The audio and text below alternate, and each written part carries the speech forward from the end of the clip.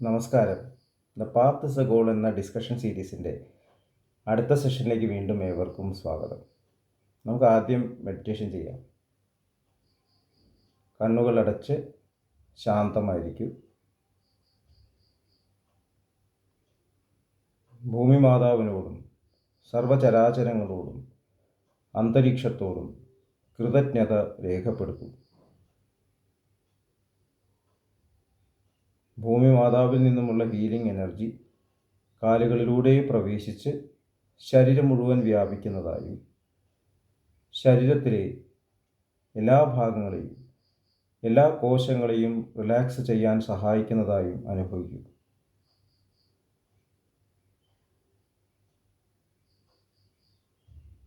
ഇപ്പോൾ ശരീരം പൂർണ്ണമായും റിലാക്സ്ഡായി. ഈ റിലാക്സേഷൻ ഹൃദയത്തിൽ അനുഭവിക്കൂ. ശ്വാസം ദീർഘമായി ഉള്ളിലേക്ക് എടുക്കൂ. ഹൃദയത്തിൽ സ്നേഹം നിറയുന്നതായി അനുഭവിക്കൂ. ശ്വാസം പുറത്തേക്ക് വിടുമ്പോൾ സ്നേഹം പ്രപഞ്ചം മുഴുവൻ വ്യാപിക്കുന്നതായും അനുഭവിക്കൂ.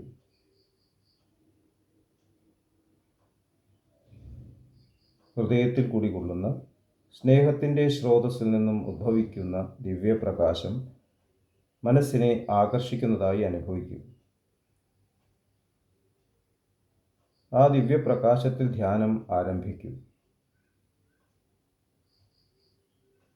മനസ്സിൽ ചിന്തകൾ വരുന്നുണ്ടെങ്കിൽ മൃദുവായി അവയെ അവഗണിക്കുക. ദിവ്യപ്രകാശത്തിൽ ധ്യാനം തുടരുക. Please start meditation.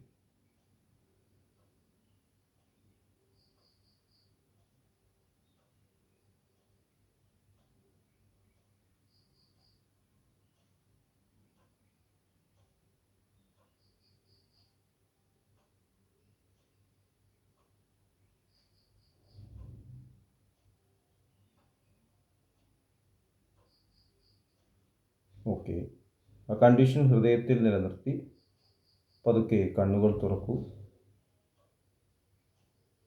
എല്ലാവരെയും ഹാർദമായി ഹാർട്ട്ഫുൾനെസ് സഹജമാർഗ് മെഡിറ്റേഷൻ സിസ്റ്റത്തിലേക്ക് സ്വാഗതം ചെയ്യുന്നു.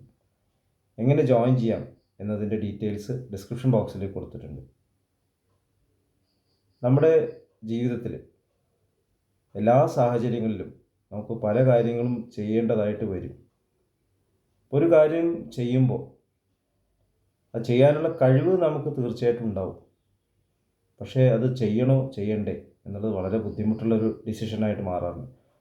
അപ്പോൾ ചെയ്യാൻ അറിയില്ലെങ്കിൽ ചെയ്യരുത്, അത് മാത്രമേ ഒരു വഴിയുള്ളൂ. അറിയുന്നവരോട് ചോദിക്കുക, അയാളെ വിനയം വേണം. അതും നമ്മുടെ എഡ്യൂക്കേഷൻ ഒരു ഭാഗം തന്നെയാണ്.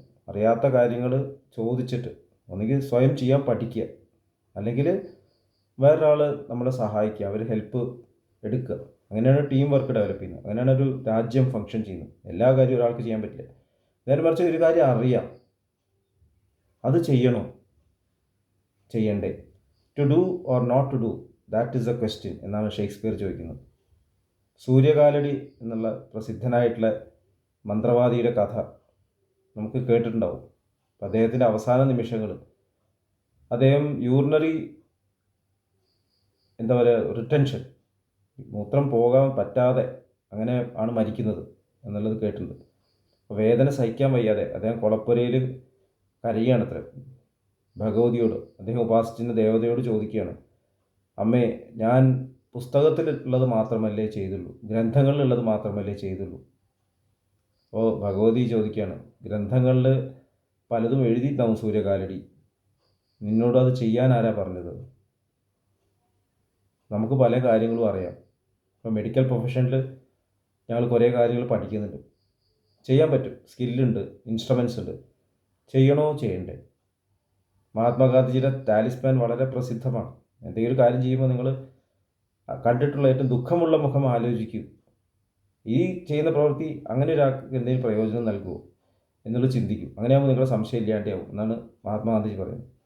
അപ്പം എനിക്ക് ഒരു അനുഭവം ഉണ്ടായിട്ട്, ഞാൻ കോയമ്പത്തൂർ വർക്ക് ചെയ്യുന്ന കാലത്ത് ഒരിക്കലും ഒരു വയസ്സായിട്ടുള്ളൊരു അമ്മ കണ്ണിൽ ഒരു കാഴ്ചക്കുറവായിട്ട് വന്നു. അപ്പോൾ അവരുടെ കണ്ണിൻ്റെ റെറ്റിനയിലൊരു പ്രോബ്ലം ഉണ്ട്, ഒരു മെംബ്രെയിൻ എന്ന് പറയും. കാഴ്ച വളരെ കുറവാണ്. അപ്പോൾ ഞാൻ സജസ്റ്റ് ചെയ്തു സർജറിയാണ് ഇതിൻ്റെ ട്രീറ്റ്മെൻറ്റ്. പക്ഷെ റിസൾട്ട്സ് പറയാൻ പറ്റില്ല. സത്യമായിട്ട് റിസൾട്ട്സ് പറയാൻ പറ്റാത്തൊരു കണ്ടീഷനായിരുന്നു, അത്രയും മോശമായിരുന്നു കാഴ്ച. പക്ഷേ സർജറി ഇല്ല എന്ന് പറയാനും പറ്റില്ല, സർജറി ഉണ്ട്.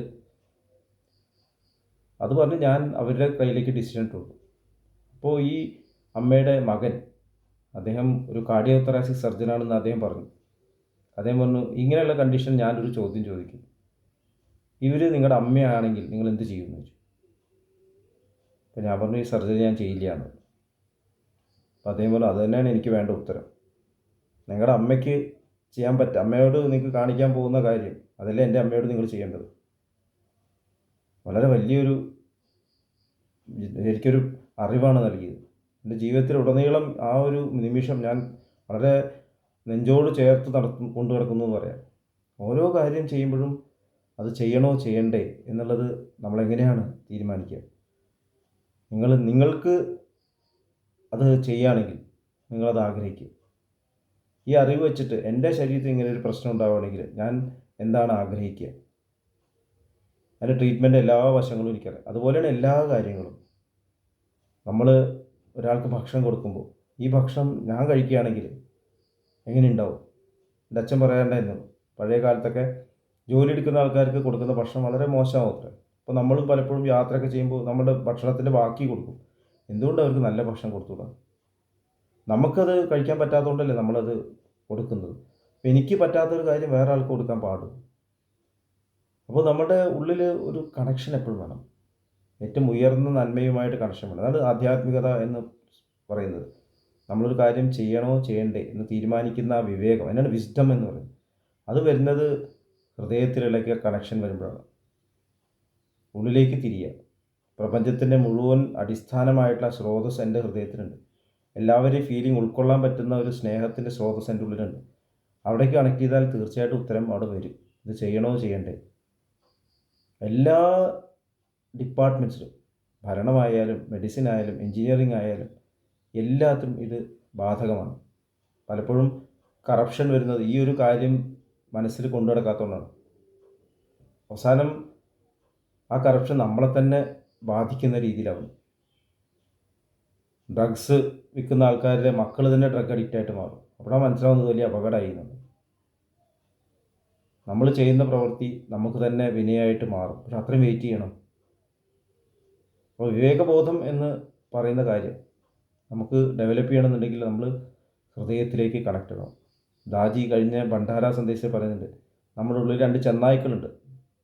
താഴേക്ക് വലിക്കുന്ന ചെന്നായി, മുകളിലേക്ക് പുള്ളിയുന്ന. മുകളിലേക്കുള്ള നിസ്വാർത്ഥതയുടെ ചെന്നായാണ്. ഏതാണ് പ്രവർത്തിക്കുക എന്നുള്ളത് എങ്ങനെയാണ് മനസ്സിലാക്കുക? ഏതിനാണ് നിങ്ങൾ ആഹാരം കൊടുക്കുന്നത്, അതിന് ശക്തി വരുന്നതാണ്. ആ മനസ്സിന് അതിൻ്റേതായിട്ടുള്ള ഒരു സ്വയം ഒരു വിസ്ഡമില്ല. ഞാനാണ് തീരുമാനിക്കുന്നത്, ഞാനാണ് പ്രധാനപ്പെട്ട ആൾ. ദാജി വളരെ വളരെ ഡെപ്തുള്ളൊരു കാര്യമാണ്. ഏറ്റവും പ്രധാനപ്പെട്ട കാര്യം മൈസെൽഫാണ്. മാസ്റ്റർ, മിഷൻ, മെത്തേഡ് എന്ന 3 കാര്യങ്ങളുണ്ട്. അതിനോട് കൂടെ മൈസെൽഫ്, ഏറ്റവും ഇമ്പോർട്ടൻ്റ് ആൾ മൈസെൽഫാണ്. I am the most important person. ഞാൻ ഏത് ദിശയിലാണ് പോകേണ്ടത് തീരുമാനിക്കുന്നത് എൻ്റെ ചോയ്സാണ്. അതിന് ആരെയും കുറ്റം പറഞ്ഞിട്ട് കാര്യമില്ല. ലോകം മുഴുവൻ ഒരു കാര്യം പറയുന്നുണ്ട് എന്ന് വെച്ചിട്ട് എനിക്ക് എൻ്റെ ഹൃദയത്തിൽ അത് ശരിയല്ല എന്ന് തോന്നുന്നുണ്ടെങ്കിൽ, എൻ്റെ ഹൃദയത്തിൽ എനിക്കത് ഭാരം നൽകുന്നുണ്ടെങ്കിൽ, അത് നല്ലതല്ല എന്ന് എനിക്ക് മനസ്സിലാവുന്നുണ്ടെങ്കിൽ, അത് നമ്മൾ ചെയ്യേണ്ട കാര്യമില്ല. അതിന് നമ്മൾ പാർട്ടിസിപ്പേറ്റ് ചെയ്യേണ്ട ആവശ്യമില്ല. മഹാത്മാഗാന്ധിജിയുടെ അഹിംസാ സിദ്ധാന്തത്തിൻ്റെ അടിസ്ഥാനം തന്നെയാണ് ഇതാണ്. അത് ചെയ്യാതിരിക്കുക. അതുപോലെ തന്നെ മറ്റുള്ളവർ അത് ചെയ്യാൻ പുറപ്പെടുമ്പോൾ അത് ചെയ്യാതിരിക്കാൻ വേണ്ടിയിട്ട് അവരെ പ്രേരിപ്പിക്കുക, ഫോഴ്സ് ഉപയോഗിക്കാതെ. ചിലപ്പോൾ അവർ പറയുന്നത് ശരി, ക്രമേണ ബോധ്യം വരും എനിക്കും ഇതാണ് നല്ലതെന്ന്. അപ്പോൾ നമ്മുടെ ആ ഒരു സത്യസന്ധമായിട്ടുള്ള യാത്രയിൽ രണ്ടുപേരും ബെനിഫിറ്റഡ് ആവും എന്നുള്ളതാണ് ഗാന്ധിജി പറയുന്നത്. ഇതാണ് അഹിംസയുടെ പ്രാധാന്യം. രണ്ടുപേർക്കും ഗുണമുണ്ടാവും. ചിലപ്പോൾ നമ്മൾ പറഞ്ഞതായിരിക്കും ഏറ്റവും വലിയ മിസ്റ്റേക്ക്. അരുൺ ഗാന്ധിയുടെ ഗിഫ്റ്റ് എന്നുള്ള പുസ്തകമുണ്ട്. അദ്ദേഹത്തിൻ്റെ മുത്തശ്ശനായ ഗാന്ധിജീനെ കുറിച്ചിട്ട് എഴുതിയ പുസ്തകമാണ്. അപ്പോൾ അദ്ദേഹത്തിനോട് ഗാന്ധി ഫിലിമിനെക്കുറിച്ച്, റിച്ചാർഡ് ആറ്റൻബറോ ഗാന്ധി ഫിലിമിനെ കുറിച്ചിട്ട് അദ്ദേഹം കേട്ടു. റിച്ചാർഡ് ആറ്റൻബറോ ഇവരൊന്നും കാണാൻ ചെന്നില്ല, ഗാന്ധി മഹാത്മാഗാന്ധിയുടെ കുടുംബത്തിന് കാണാൻ ചെന്നില്ല അത്ര. അപ്പോൾ ശക്തമായിട്ട് വിമർശിച്ചു എന്നാണ് പറഞ്ഞത്. ഒടുക്കം ഗാന്ധി ഫിലിം റിലീസ് ചെയ്തപ്പോൾ അരുൺ ഗാന്ധിയെ ക്ഷണിച്ചു. അപ്പോൾ അദ്ദേഹം മനസ്സോടെ ചെന്നപ്പോൾ ആ സിനിമ കണ്ടപ്പോൾ കണ്ണ് നിറഞ്ഞു എന്ന് പറയുന്നത്. ഗാന്ധിയുടെ ജീവചരിത്രം വളരെ ഭംഗിയായിട്ട്, ഇത്രയും ഭംഗിയായിട്ട് വരച്ച് കാണിക്കുകയും ബെൻ കിങ്സ്ലി എന്നുള്ള ആ കഥാപാത്രം, ആ ഗാന്ധി കഥാപാത്രത്തെ ബെൻ കിങ്സ്ലി അവതരിപ്പിച്ചെല്ലാം കണ്ടപ്പോൾ ഇദ്ദേഹം വളരെ ടച്ച്ഡായി. എന്നിട്ട് റിവ്യൂ തിരിച്ചെഴുതിയെന്നാണ് പറഞ്ഞു. ഞാൻ തെറ്റിദ്ധരിച്ചു പോയി, ഇത് വളരെ നല്ലൊരു റെപ്രസെൻറ്റേഷനാണ് എന്നുള്ള രീതിയിൽ ഫിലിം റിവ്യൂ എഴുതിയെന്നാണ്. അപ്പോൾ അത് ഈ ഒരു സമീപനത്തിലൂടെയാണ് സംഭവിക്കുന്നത്. ഞാൻ വരില്ല, ഞാൻ ചിന്തിക്കുന്നത് ശരിയാണ് എന്ന് ചിന്തിച്ച് കഴിഞ്ഞാൽ പഠിക്കാൻ പറ്റില്ല. നേരെ മറിച്ച് ഹൃദയത്തോട് കൂടിയിട്ട് വേറൊരാൾ പറയുന്നത് ഉൾക്കൊള്ളാൻ, ഞാൻ പറഞ്ഞത് തെറ്റ് വരാം എന്ന് മനസ്സിലാക്കിയിട്ട് കേൾക്കാൻ തയ്യാറാകുമ്പോൾ, ആ വിനയം നമ്മുടെ ഉള്ളിലുള്ളപ്പോൾ നമ്മുടെ ഉള്ളിൽ വിസ്ഡം ഉദിക്കുന്നു.